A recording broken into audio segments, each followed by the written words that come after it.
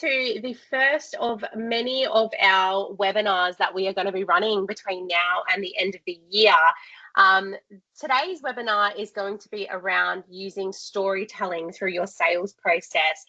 For those of you who don't know me, my name is Kayla. I am the founder and managing director over at Inception Marketing.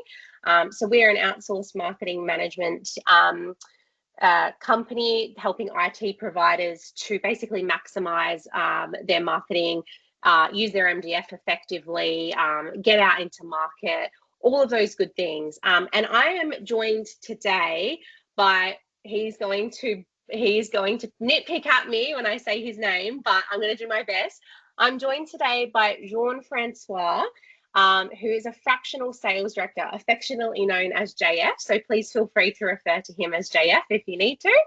And he's going to be talking to us about the learnings that JF's had a really exceptional career. He has done a number of different roles, which he's going to talk about, but he's going to be talking to us about the power of storytelling through sales and some of the NLP sort of tricks that he's learned across the years. So I'm really excited about delivering this one. I'm really excited about having him come along with us on this journey. And if you have any questions throughout the webinar, please feel free. We have opened up the Q&A box, so please feel free to drop any questions in there and we will do our best to answer them as we're going through the webinar or at the end. And if we don't get to them, we will we'll try and reach out to you personally to answer them. All right, welcome to the webinar, JF. Thanks so much for joining us. A pleasure. Thank you, Kayla, for having me. Awesome. Well, talk to us about what your career has sort of looked like so far and give the audience a bit of an understanding of what you've seen, because you've had quite an extensive career, which is great. And talk to us about sort of what you've seen throughout your career and why you've sort of, I guess, steered down the road of that NLP side of things. And I suppose the way that, you sell now or advise businesses to sell. Yes, thank you, Kayla, and yes, you've kindly shown the slide with my sales experience, as I call it. It's also a bit of my professional experience, so I came to Australia in 1986. So I was quite young when I arrived here. So you probably worked out my age now. So I am quite old, but throughout my journey, I've kind of always been involved in sales. As you can see, I started in insurance sales very young. That's before my chosen career in travel. Not really sure what I wanted to do, but I tried door-to-door sales. So that was quite interesting and really formative in understanding how people react to a lot of different human signals like voice, body language, tone, etc. Then I joined the travel industry, and I was with Flight Centre for a very long time. Amazing company. I joined in 1997 and stayed there for 23 years, right through to COVID 2020. They're a great company because they teach you. There's a lot of on-the-job training, and they're very sales orientated. So I learned a lot about sales and extensive experience, a lot of different roles, but always with a sales component, I feel. Then when COVID hit, I had to sort of change careers, if you like. I'd already decided that I wanted to leave the travel industry. I mean, 23 years at Flight Centre plus another 5 years with a company called Ansett. Some of you may remember. And before that, I do. Yeah. Very good. So yeah, I was at Ansett for 5 years. Very interesting company, that one as well. And before that, I was working for an independent travel agency. So a long time in travel. It was really time for me to move on. And I'd identified IT as the area I wanted to move next, partly because unlimited growth, good remuneration, and I felt sales would be a very portable skill from travel industry to IT. So in IT, I did a little bit of, I did 2 years running a cybersecurity startup. Didn't go as well as it should have for a variety of reasons. Then I joined a management consulting company where we were selling a product called Forensic Register. Some of you may have heard of it. So selling to public safety agencies, government, law enforcement, and also healthcare as well. I was there as sales director for 9 months. Then I joined a platform builder who built platforms for medical technology and financial technology specifically. So again, very high compliance, highly regulated, complex environment. Then I was poached by a Microsoft partner here in Brisbane, stayed with them for about a year. Then tough times hit that particular business. They had to cut numbers. And that's when I decided to start my own agency. Rather than work for one particular provider, I decided that I wanted to sell more holistically, which is aligned with the way I operate. And I'll go into that a little bit further in this webinar.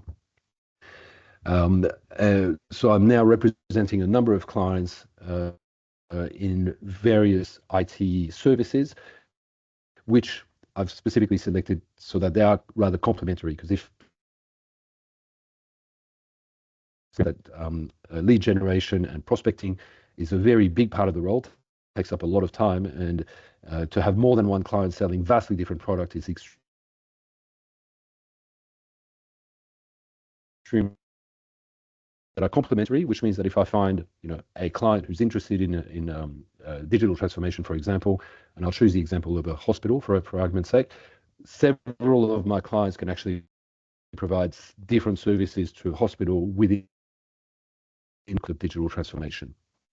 I've also managed sales teams throughout my career,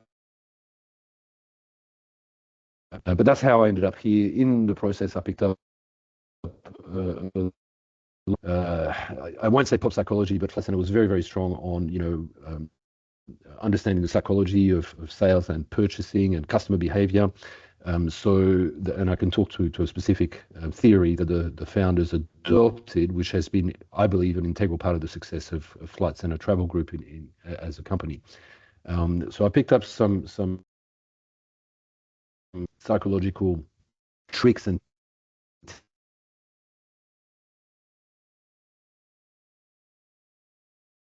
tips, as you called it, being the power of influence and how to create successful ecosystem and how to improve your effectiveness as a sales professional.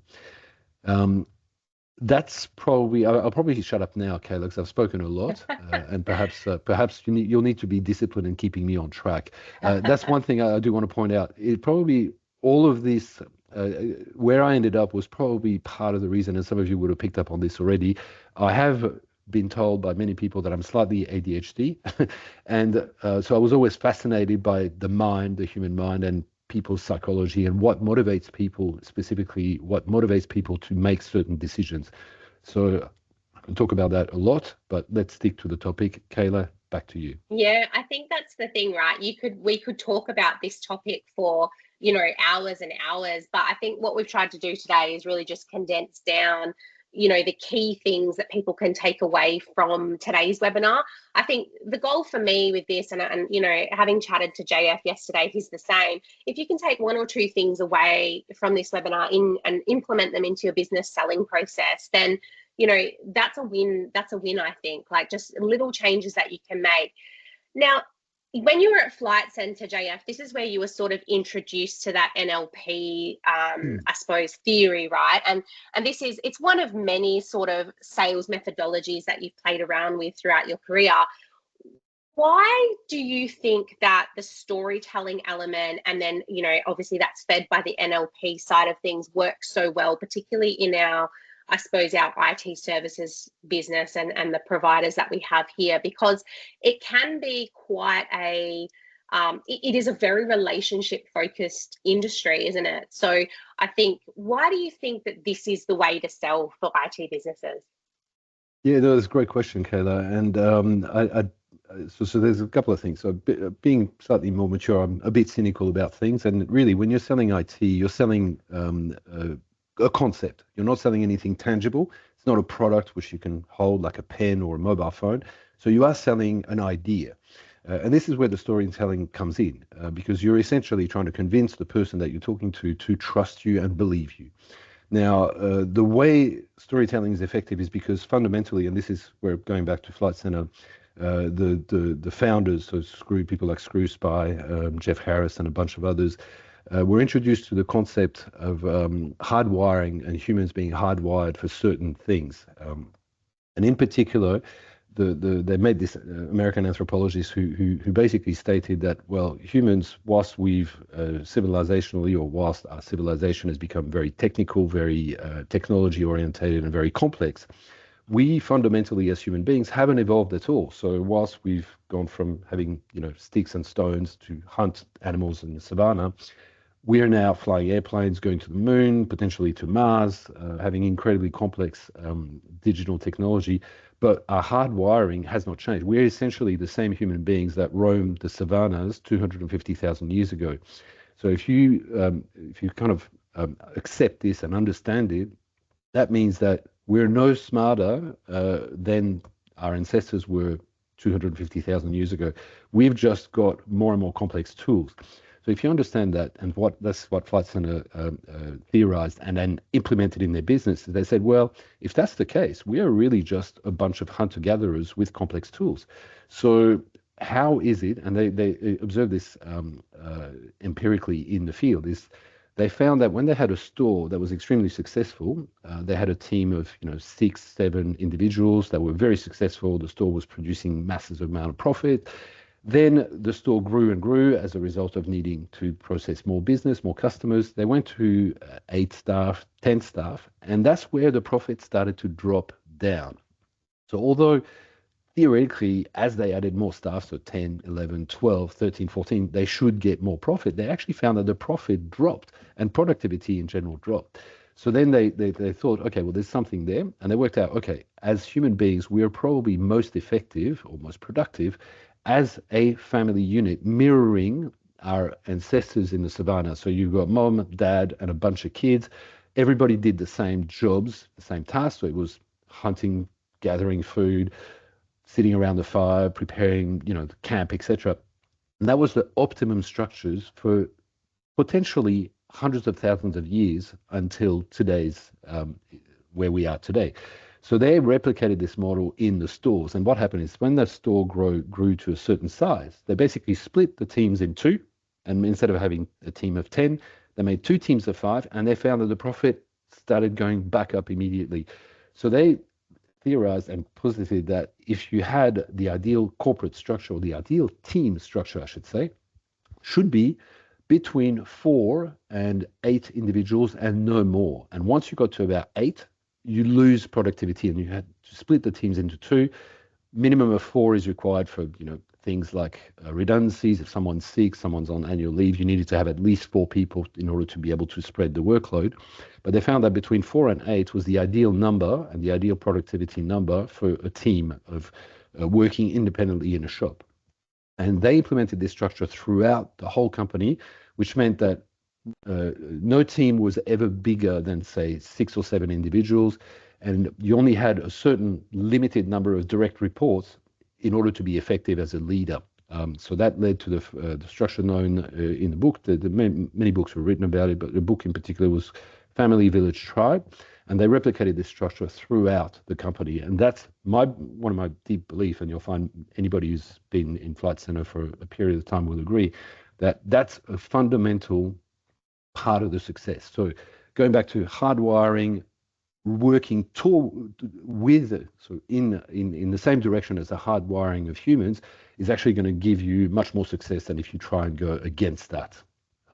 So I hope that didn't ramble too much and went on too big a tangent, but that is why I believe that's one of the reasons why this company was successful. And I've tried to align everything I do to the hardwiring that I believe we all have. Does that answer the question, Kayla, or have I just rambled off? I think so. I think what you're saying is we really need to go back to those fundamentals of human behavior to sort of make sure that we're selling in an effective way. So it's really, I think you were sort of saying as well, like, that family unit and not having too many people involved in the decision making process is probably, one of those things.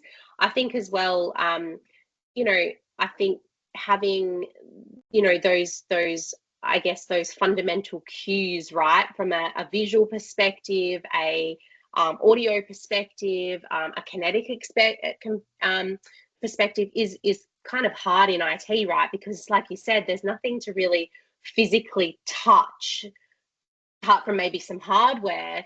It can be difficult to do that. So what are the experiences that you're giving your customer to help sort of I guess build that relationship? Yeah, and look, going back to again the hard wiring is for most of this time, human history, we've not had. It was all knowledge was communicated orally. Yeah. And that only started to change when the printing press was invented or when writing was invented. So if you think back, that's probably, you might argue it's 10,000 years old, maybe, or less. Initial records, probably 6,000 years ago, we had writings in various civilizations. So there would have been some before that, but typically only about the last 10,000 years. So before that, it was all oral. So we haven't evolved physically for the last 10,000 years. So we are still hardwired to respond to storytelling as a way to transfer knowledge. So that is why, and again, it's one of those things you can't really dispute it. We are wired for storytelling, which is why you're seeing people, things like people who can convince other people, so con men, but also politicians, charismatic people have the ability to influence large numbers of people through their storytelling. And Donald Trump's a fantastic example of that. I mean, no matter what your opinion is of the man, he has the ability to communicate a message that resonates with a huge number of people. And that's an amazing skill that he has. And that's a great proof, if you like, evidence of the fact that we are hardwired for storytelling. So for IT, which is a concept, so you can't actually just show, a pen and say, this is what I'm selling you. You do have to use storytelling in order to create the hooks in your audience for them to want to purchase from you. And we can talk about those hooks, which are, I believe, the weapons of influence, as I call them, to manipulate your audience in order for them to want to buy from you. And I use the word manipulate very, very carefully, because you are literally, if you use the weapons of influence, you are manipulating your audience. So then the onus is on you as an individual, as an ethical individual, to make sure you use your powers for good, not bad, not evil. I think we see numerous examples of this as the years go on, right? I think a good one that comes to mind, or two that actually come to mind for me, is the F1 series on Netflix, right? F1 as a sport was seeing actually a decline in the amount of interest, right? It was sort of almost perceived as this unattainable thing to attend. It was associated with a lot of luxury brands, which wasn't sort of attainable for the I guess the masses, let's call it. I think when the Netflix show sort of came out and there was that organizational storytelling around it, where we were sort of told the backstories of the drivers and the team and things like that, it really, I think, propelled them forward as I suppose an organization, a corporate body, I suppose, that F1 sport. And now we're seeing huge amounts of interest in the sport. It's all over social media from an influencer perspective. Everyone gets invited. There's so many cross collaborations between that and I guess other types of major franchises. So I think that's the I think an example that I can think of where we've seen that storytelling go really well. And I suppose I'll cut to my next slide, which is sort of a marketing slide that I wanted to cover.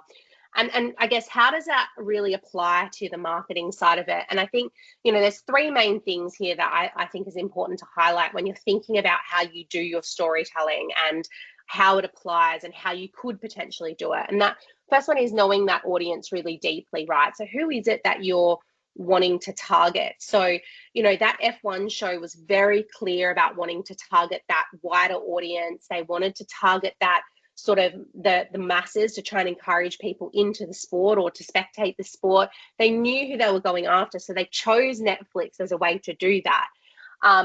Understanding your buyer journey. Not everyone is going to have the same experience depending where they are on their buying cycle. So making sure that you're telling the right story at the right points is really important, I think, as well.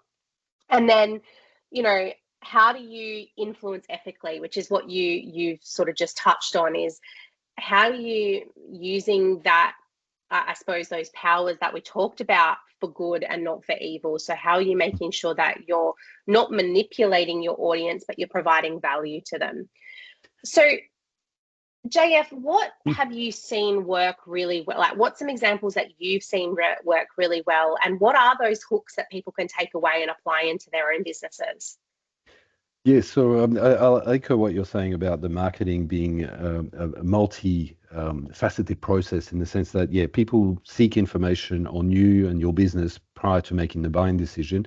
And whilst the sales process certainly can influence the buyer's decision, marketing is an absolutely critical part. Like, you need to have all the elements acting congruously, is what I'm trying to say. So you need to have everything aligned and reflecting the real values of your organization. So very important to have a website that reflects your company and its values. Bring in the human element, as you said, Kayla, is very important. So like in F1, like in that story that you use about F1, is bringing that human element, so making people, turning them more into humans that you can relate to. So the relatability is a massive aspect.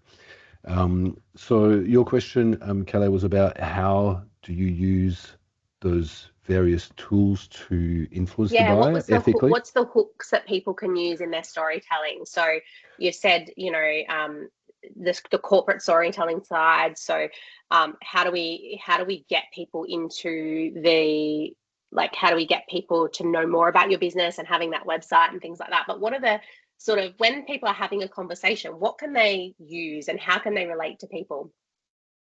Yeah, so going back, so this is specifically the science of influence. So there's a number of rules. So basically those rules, and I'll read them out so I don't get them in the wrong sequence. But you've got reciprocation, commitment and consistency, social proof, likability, authority, scarcity, and they're the 7 rules of influence. So that what that means in practical terms, and I'll start with likability because that's a very easy one to understand. If you are a prickly, introverted individual, it is going to be harder for you to be likable to a large number of people. So the idea is that's why salespeople tend to be extremely extroverted, gregarious, and friendly. That is almost a prerequisite. If you don't have that personality, you will kind of find that sales is not aligned to your natural state of being, and you will find it more challenging. Not impossible by any means, but you will find it more challenging. I'd like to use another one as well, which is reciprocity, because that's a very simple and easy one to understand as well. And there was an interesting experiment done by an organization called the Hare Krishnas. Back in the day, you may remember, some of you, seeing Hare Krishnas in the street and approaching you for donations. Now, the Hare Krishnas were, back in the day, they basically went up in the street to people and said, hey, do you want to donate to the Hare Krishnas because we're good for the planet, or we're good for people, we've got holistic values or whatever. And they didn't get a lot of success. And someone introduced a very simple step in their process, which changed things dramatically. And that was to simply, when they approach someone, is offer them a gift. And that gift could be a flower, a pamphlet, something small.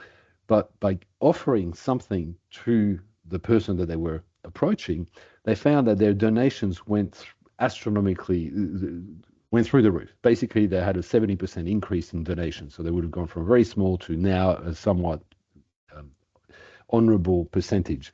And that was simply because people, when they're given something, a gift, when they're given something, that creates a obligation to reciprocate.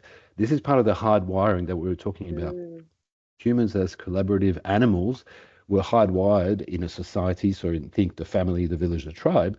If you give something to someone, they feel obliged to reciprocate. And that's a very deep, deeply wired psychological setting, if you like. So, for example, when I take a client out for the first time, when I meet a client for the first time, I will always make sure I buy them a coffee. So I pay for the coffee. It's a very small thing. It's not, an obligation. They can potentially never repay me the coffee, but I do know that it creates a small need for reciprocation. So provided I hit all the right notes on every step of the remaining process, that will continue to increase. And the way I proceed with the sales process is I create commitment at every step of the way. So number one, I pay for the coffee. That creates a little bit of an obligation. So they feel, whether they realize it or not, they are compelled to listen to my story with an open mind and potentially be prepared to reciprocate at the same level as my gifts, so they don't have to reciprocate a lot. But if I do this consistently all the way through and I give them no reason to not buy from me, eventually they will buy from me. Obviously, there's a lot of hurdles to go past, but that's an example of some of the hardwiring that I'm talking about. Consistency is another very big one. You need to be consistent, so you need to deliver on your commitments. So if you say, I'll meet you at 10, don't be there at 10:05, be there 2, 3, 5 minutes early. Deliver on your promises. That's a huge one. If you don't deliver, people will immediately, a switch will flick in their minds and they'll automatically assume that you are no longer reliable. So it's very important to have that consistency throughout the process. And that value exchange can come in so many different forms, right? Like you use the coffee example, which is great, but I think just bringing it back to the marketing, as I always do, that could be a really valuable piece of content, or it could be a customer entertainment experience or something like that, you're trying to sort of almost put deposits in the bank before you ask for something out. 100%, Kayla. By providing free content, valuable insights, that is extremely good value. So typically for a client, rather than approach them and say, hey, you said you weren't ready to buy 6 months ago, are you ready to buy now? I always approach them with some value. I say, hey, I was looking at this, it's relevant to your industry, it's actually going to impact your business positively. Have you heard about it? Are you using it? Would you like to talk about it? So in marketing, that's absolutely the whole purpose of a nurture sequence, right? A long-term nurture or touch sequence is you actually provide valuable pieces of content over a period whilst you effectively accompany the buyer on their buying journey until such time that they're at the right part of the buying cycle to buy your product. And if you've constantly brought value to the table, they're going to deal with you rather than someone who's just saying, hey, are you ready to buy, and doesn't offer any value. Exactly. And you'll see on the screen, anyone who works with me on a regular basis sort of will hear me constantly be chanting, give value, give value. You have to give value before you can ask for something in return. And, a lot of the content creation that we do at Inception is really designed around that, is giving that value back to the audience or the specific target that we're going after. So creating that content that adds that value back into the market, or giving away 15-minute intervals of your time is another way to do that. So can you schedule like a 15-minute business sort of check-in call or something like that allows them to, that's probably later down the buying cycle, I think, because people get a little bit scared of doing that straight up front. But I think it doesn't even have to be related to the product that you're trying to sell. What you're trying to do is build that trust with them, build that rapport, get those deposits in the bank. 100%, Kayla. And it also comes down to the how you approach the sales cycle in general. I read a book fairly recently, which is called Building a Story Brand by Donald Miller. And I'm not sure if you can see the book here, but that's an excellent book and I'd highly recommend it. And I'll tell a little story out of that book, which is most of you would have seen the movie Star Wars. I certainly have. Now, if you rewatch it with the benefit of hindsight, you realize it's actually a pretty bad movie. Just be careful what you say about that. This community, JF, I think you might get a bit of backlash for that comment. No. I think I can stick to my guns on that. I mean, I love Star Wars, so just don't get me wrong. I love it, but the more I watch it, the more I go, my God, there are plot holes that are so large. You could drive a truck through it. For example, the Jedi can sense somebody on another planet, another galaxy, but they can't sense the person in the other Jedi that's on the same planet when they're there at the same time. You just kind of go, how? Anyway, besides the point, the interesting part about this story is that despite the fact that the script is poor and the storyline is actually quite, and the acting is debatable, and some of the personnel, the character forming is sorry, the character development is actually quite thin, as in they're very unidimensional and quite petulant, really. If you look at some of the Jedi's, they're acting like sport teenagers rather than adults. Anyway, besides all of that, it's a fantastic story. And the reason is it's got the right story arc. And the story arc is very simple, is that you've got a hero, Luke Skywalker, has an existential struggle. The Force is about to, or Darth Vader is about to annihilate the Resistance. And I liken it to exactly, this is how you tell the story, and this is how you pitch your service, your IT service to your clients. That the client has an existential IT problem. Could be cybersecurity. Could be like they need to automate their business. They need to find more customers. They have an existential problem, which means life or death. And you appear as the guide. So you are Yoda to Luke's Skywalker's Yeah, that's existential it. crisis. You are Yoda. So you are there as a guide. So going back to marketing, so you need to establish your credentials, like tell them why you are the guide, why you have all this expertise, why you are so good at what you do. And then you need to say to them, okay, I'm your guide. I'm here to guide you along the journey. You have a choice. I know the way. So again, this is part of the marketing. Say, I am the guide. I know the way forward. And then you need to identify clearly the different paths to that in front of you. So Yoda says to Luke, you have the choice. You can go good side or bad side. If you go to the good side, this is what will happen. If you go to the bad side, this is what will happen. And typically, if you go the wrong way, it's death, horrible death by 1,000 cuts, and it's very horrible. But if you go the good way, my way, the way that I, as Yoda, your guide, are telling you to go, you will find success. You'll be like beautiful. Everybody will love you, and you'll make lots of money. And that's what you need to do. It's as simple as that. So you are not the hero. So it's not about, and this is where marketing needs to be very clever about. So it's not about you, JF, the hero of the story. No. You're just there as the guide on the side. And sure, your credentials need to be there, but it's about the hero. And the hero is Luke Skywalker, the client. So you need to make the client feel that this is all about them and their problem, their struggle, their existential dilemma, and you're just there to guide them to make the right decision. But they're the hero, they're the ones in charge, and they're the ones who decide and are critical to the success of which way you go. And that is why every good story has those elements. If you think back at every compelling story, Shakespeare, all of that, that is what happens. The hero has an existential dilemma.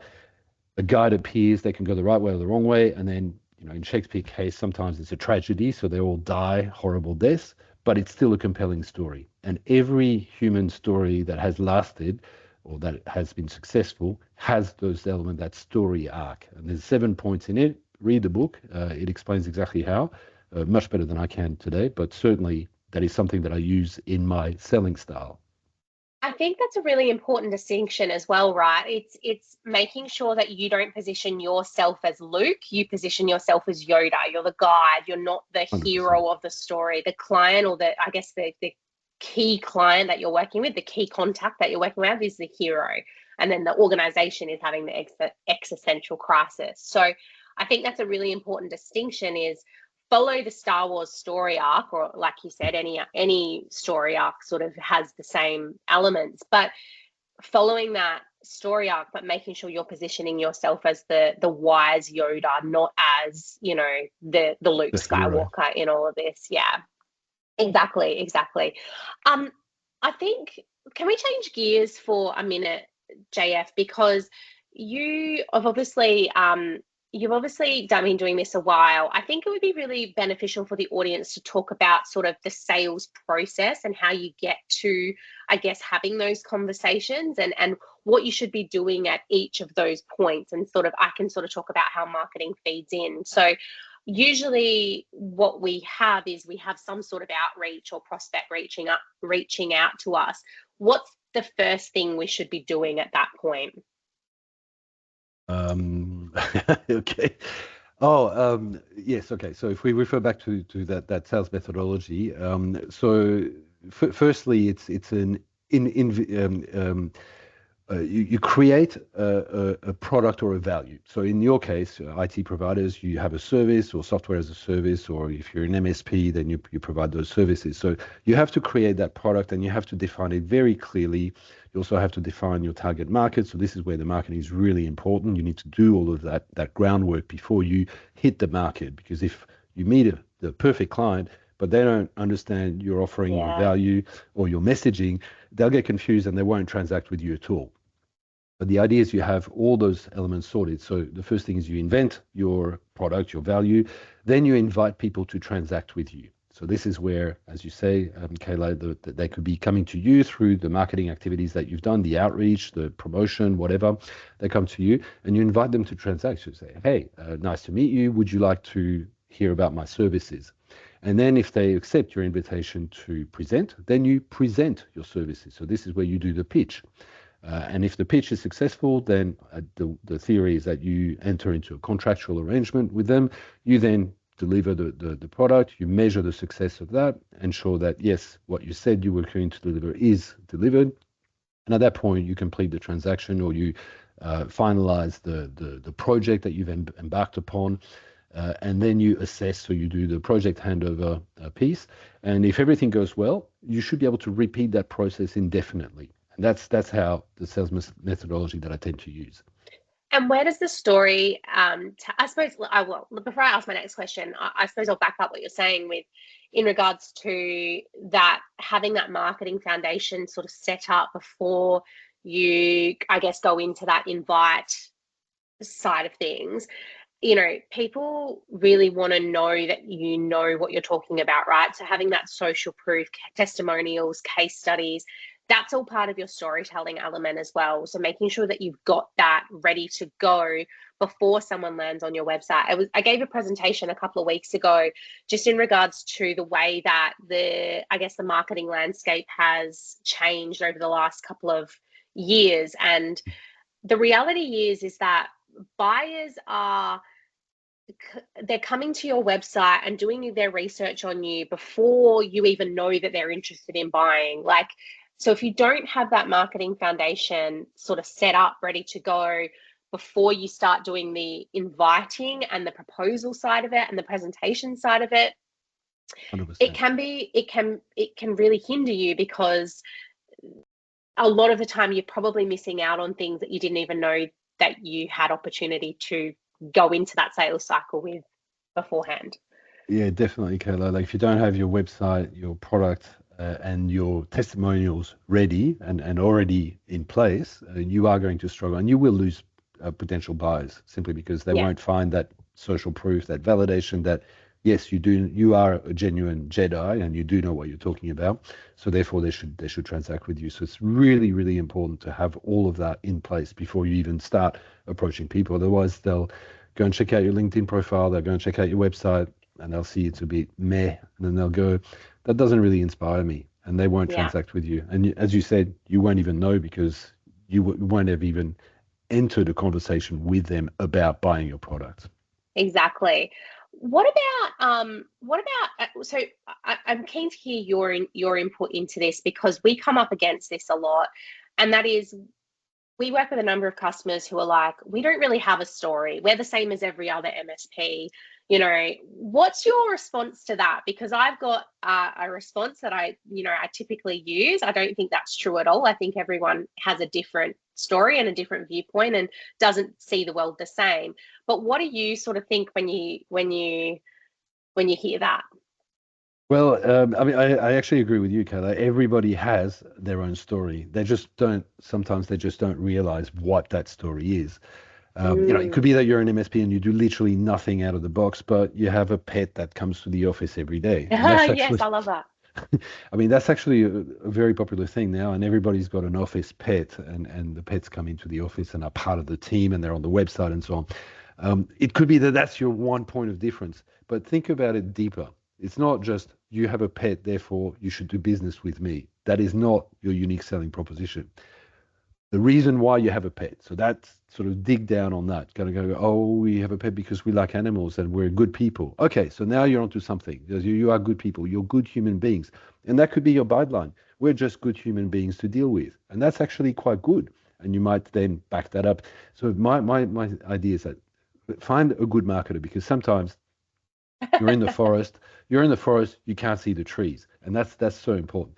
I've met so many people who say, "Oh, we're a management consulting company, and this is why we're special." And I go, "Yeah, I can find another 15 that do exactly the same thing, will tell you exactly the same story, and then there's a big four as well. So no, you're not special." But then they'll say, through an hour-long conversation, it'll actually emerge that they're all ex or current um, defense personnel. Like, to me, that's actually a point of difference. So I go, actually, we should focus on that. That could be your unique selling proposition. You do all of that, but you're serving personnel right now. You're in the defense forces. So that means if I'm a defense, and if you know the defense industry well, they love to deal with defense people. So all of a sudden, you've got a target market that will go, I'd rather deal with you than anybody, Deloitte, EY. I want to deal with you because you're defense personnel. So that's their unique selling proposition. I'll just quickly think of another one. I think I'll back up what you're saying while Sorry. you're thinking, and that is a conversation that we have quite often as well, is knowing that target audience and knowing that going after a particular segment of the market, like it could be industry specific, it could be vertically specific. It sets that credibility up as you're an expert in that space, right? And that is really what you're saying, and everything sort of relates back to, people are going to go back to that almost not prehistoric, but that almost that I guess foundations that they have, that they want to feel like they're in that safe pair of hands, and they want to feel like you understand them and you talk their language, and they're going to use those sort of pre-wired things to make that decision. So the more that you can put out there and own that market and be experts or leading experts in that space, the better it's going to be for you from a sales perspective, and the easier it's going to be for you from a sales perspective. 100%, Kayla. And so it's kind of a balancing act, right? Because you want to make sure that you've got a big enough market, but you're not trying to be everything to everyone. So you do have to That's find your it. specialty, but make sure that that market is large enough. I sometimes see MSPs or IT providers who say, "Oh no, we're only targeting this demographic or this particular vertical," and you silly think, well, there's 500 or 200 clients Australia wide, and they're not large companies. They're all small. Is that going to be enough? Even if you captured 10% of that market, will that be enough to sustain your business? And they kind of think about it and go, yeah, probably not. So, okay, you need to just refine your value proposition, make it something that gives you a much bigger market to be captured. You don't have to capture all of it, only a small percentage. But if that number is quite small to start with, then even 1%, because typically if you're starting in a new market, or if you've got a large, if you've got a market, 1% of the market is doable.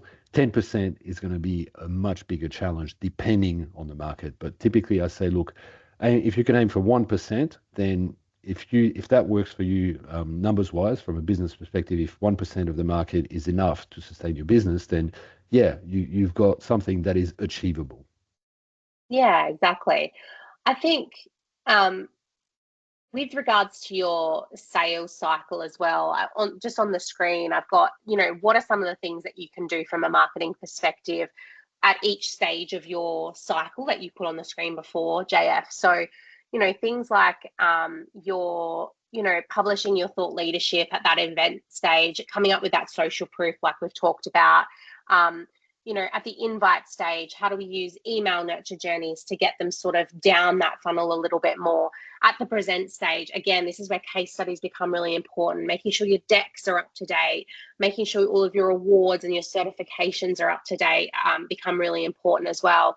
And then when you're at contract, one of the things I've spoken about in the past is just the fact that sometimes sales and marketing aren't aligned. And we've got another webinar coming on marketing and sales alignment, but just making sure that marketing and sales are working together towards the end goal. What we don't want to do is get to MQL stage, throw it over the fence to sales, and then sales just run with it after that, right? Marketing, as you can see on the screen, should be involved at every point during that process. So, making sure that social proof is coming up, making sure things are clear. And then when you're at that fulfillment, satisfaction, customer success phase, making sure you're gathering that feedback from your clients and using it again to basically restart the cycle. So that's, I suppose, something that you can really, I guess, take away from this is what can you do at each stage of your buying cycle or at your sales cycle, because you still need to be doing marketing at each of those points. All right, JF, we're nearly out of time, but let's talk about your proposals, because I'm sure everyone on this call is spends a lot of time doing proposals and writing them, sometimes from scratch each time, which, that's the story for another day. But what can people do from a proposal perspective? So, there's a couple of different things that you've sort of listed out in your slides, and do you want to talk us through what the quick wins are for people from a proposal perspective? Yes. So look, with AI, I find that that's one area where proposal preparation and submission can be really streamlined. So I would definitely recommend you get onto AI if you're not already using it on a daily basis, and potentially start leveraging your internal ecosystem, your internal resources to use the data in there to prepare proposal much more rapidly and much more precisely, if you like. I'm not sure that that's where you were going, Kayla, but I think we've got the list on the screen, so people, and we'll send these slides around after this is finished. But I suppose, having your, doing your marketing to sort of get your inquiries, making sure your opportunities are in CRM, that kind of stuff is, I think, really, really critical. Yes, it is, and you spoke. The previous slide was fantastic, Kayla, and I'd actually love to go back to it because I would say that's probably the most important slide in the whole deck, in the sense that it tells you what you should be doing marketing-wise at every step of the selling process. And if you manage to have your sales team or person align with your marketing team or marketing person, and you do those things on the screen consistently, then you will be successful. I've seen so many great businesses that have fantastic marketing, but really poor alignment with sales. The process falls down and the conversion rate drops dramatically. Typically, you should convert about 30% of qualified inquiry that hit your desk. And that company, I think, had less than 5%, which was an awful waste of resources. So going back to what you said, Kayla, and ladies and gentlemen, if you do take the time and spend time on that particular slide that Kayla showed before, because that's one of the critical ones. Align your sales and marketing functions. Absolutely. It makes all the difference. And every single business that I've worked in, typically, either they do it really well and everything's humming, or they don't do it really well and they just don't know what the problem is. They end up sacking salespeople or sacking marketing people, when in fact, it's neither one's fault. They're trying their hardest, but they're just not aligned, and they're not talking and they're not communicating as often as Kayla was suggesting they do. Once they do that, things hum, and it goes off. So yeah. Apologies if anyone's heard this story before, but one of the best deals that I was involved in was when marketing and sales were truly aligned, and it was a 5-year long sales process. It was very technical B2B sale, right? So it's for a very large corporation in Melbourne.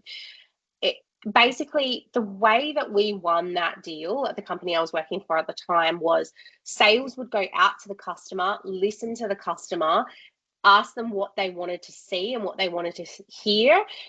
the sales team would then proactively come back and give that information to marketing, and we would create content around those specific topics. And then the 6 months later that they were meeting with the client again, they would take that content out to them and say, hey, you know, this is what we produced. And it was this constant, almost figure eight, or I guess hub and spoke model that would make sure that we won the deal, because sales and marketing were listening to each other and we were truly aligned. So, and that ended up being a $22 million deal. It was, you know, over 5 years. It was a huge deal for the business. So I think there's definitely something to be said with that. I've put on the screen as well around the different stages that you can sort of be doing things and how marketing can help your sales momentum more. But one question from me, JF, before we wrap up, we get a lot of pushback from customers saying that they don't want to put cultural posts on their LinkedIns and in their emails because they don't want to seem like they're being lazy and things like that. But I actually think it's really important from a storytelling perspective, right? You want to be showing that you're, you know, you've got the dog in the office, or you're going out to get coffee as a team. What's your take on that? And why is that really important? Because I think this will help me in my own sales process when I'm telling customers they need to do this. Yeah, look, so despite the fact that I'm quite cynical about LinkedIn in general, I use it extensively. And I actually, despite the fact that I should do more of it, I agree that those posts about team building, you know, events, you know, dog coffees, social events outside of work where people get into corporate sporting events where, you know, like whatever they are, they're all really positive things. So there's absolutely no doubt in my mind that it is positive, and people will see them. And even though they won't interact with the post, they won't tell you, well done, you know, Kayla, for running the marathon of Melbourne or whatever it is. Even though they won't necessarily comment, they'll see it and they'll remember it, and they will associate your brand with positive things. So absolutely it's worth doing, even though you might sometimes feel you're screaming into a void. It is worth doing. The ones that I would say be aware of, because I've had feedback from customers about that, is when you sort of say humble brags, when you kind of say, oh, I'm so humbled to have been recognized for being the best marketing business in Brisbane, starting with the letter I, and you kind of go, yeah, okay. Not sure that makes me feel like, as a customer, I want to give you my business. You know, it might have been better to say Inception Marketing recognized as best marketing agency for SMEs looking after professional services. To me, that would be like, oh, okay, that's more aligned to my need as a customer. You know, I'm now the Luke Skywalker and you're the Yoda, rather than you're being Luke Skywalker and I'm supposed to think you're amazing and therefore I want to give you my money. So that's the one thing I would say. Just be careful with those.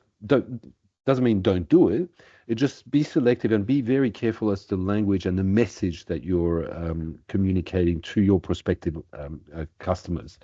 But yes, 100% agree that use LinkedIn, social media. If Instagram is your medium, use that. Facebook, all of those.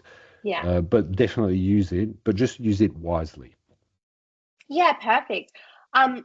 I agree. I think it's all about the messaging, right? And this is what we sort of say quite often, is everything's about messaging and how you position things. So I think making sure you're doing that in the right way is really critical. So yeah, you don't want to seem like you're a bunch of slackers. So don't message it like that. Make it about, you know, team building, because people want to do business with fun businesses, right? Like they want to know the people that they're working with and the people that they're in business with. It comes back to one of those core NLP things that you covered earlier in the webinar. It's really important that we're sort of making sure that we're, you know, showing that kind of cultural stuff. Perfect. Well, there's no questions that have come through the Q&A.